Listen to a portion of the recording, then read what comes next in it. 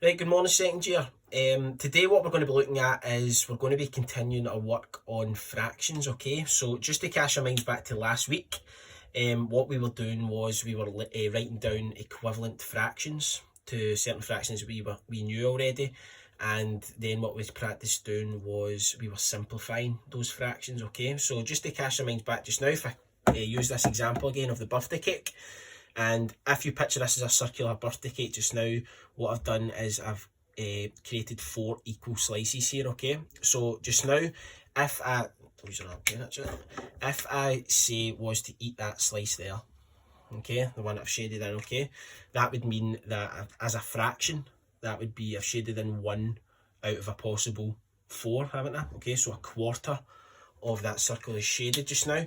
So what we ended up doing was, if I was to add in those fractions, so instead of 4 slices in my cake, what I could do is I could make 8 slices, okay? So just by drawing a line through here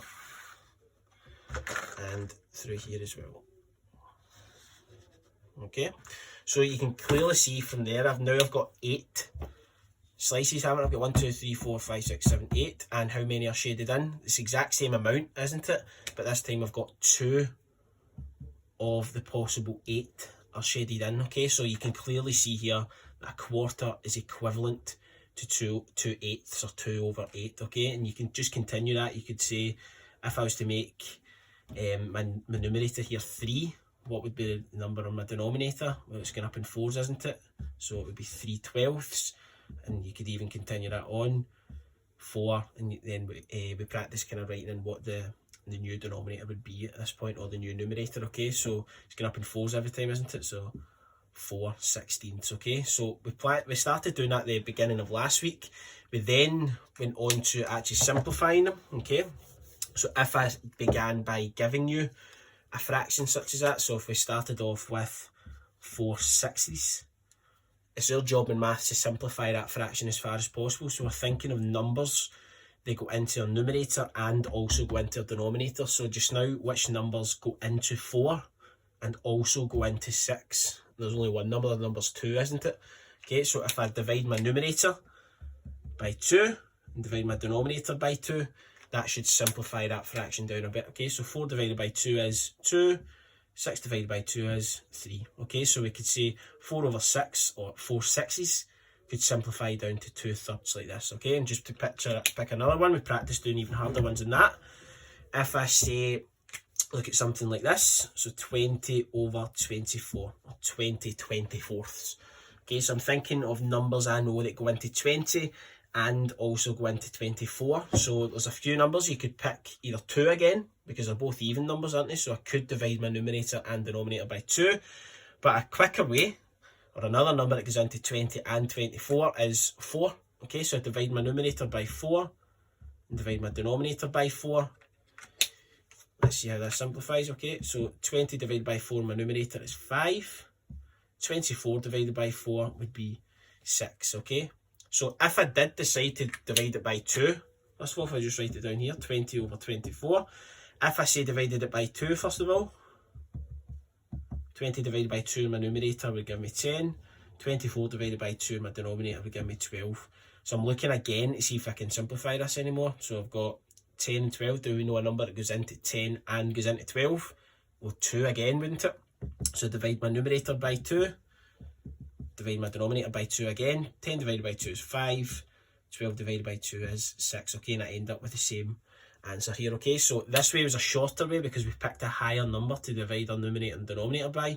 But this way it's just as good, but it has an extra wee step in there. Okay, but remember, when you are simplifying these fractions, you need to show me what you are dividing the numerator and denominator by. Okay, just get lots and lots of practice at doing it. Okay, so that's what we were doing last week.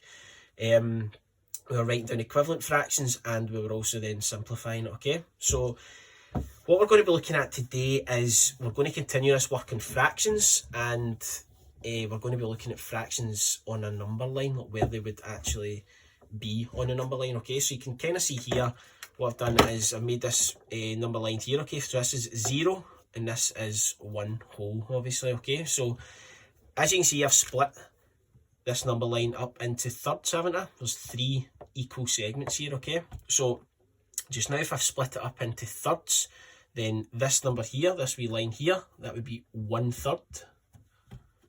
This little line here would be 2/3, okay? So as you can clearly see, if I was to shade in 1/3, and I know this is very trivial, if I was to shade in a third here, you can obviously see that it's not as big as if I was to shade in 2/3. Okay, 2/3 we've got all the way up there, it's double the size, isn't it?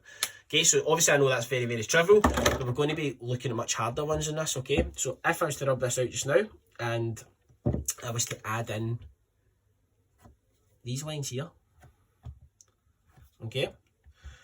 So the third's still there, I'm just going to rub it out, but okay, as you can see now, how many equal bits is my number line being split up into this time? 1, 2, 3, 4, 5, 6s now, okay?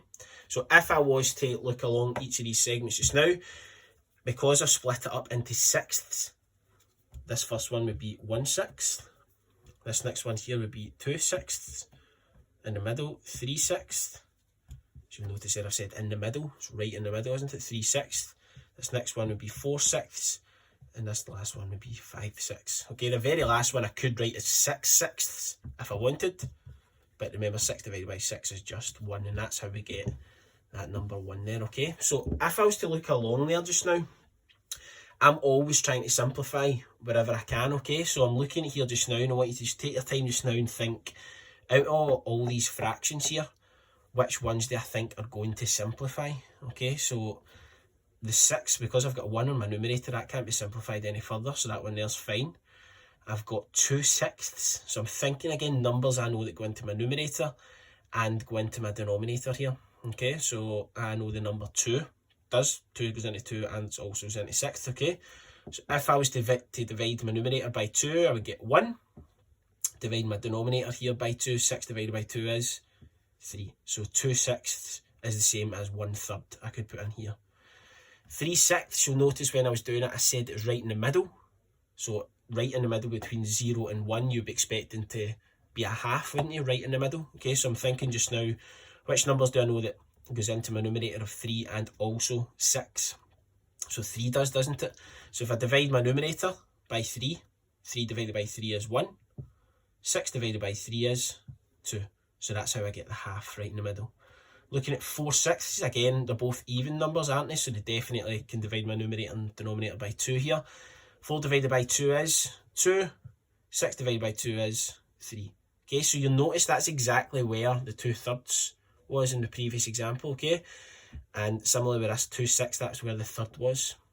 And then 5/6, I can't simplify that any further, can I? There's no number I know that goes into 5 and also goes into 6, okay?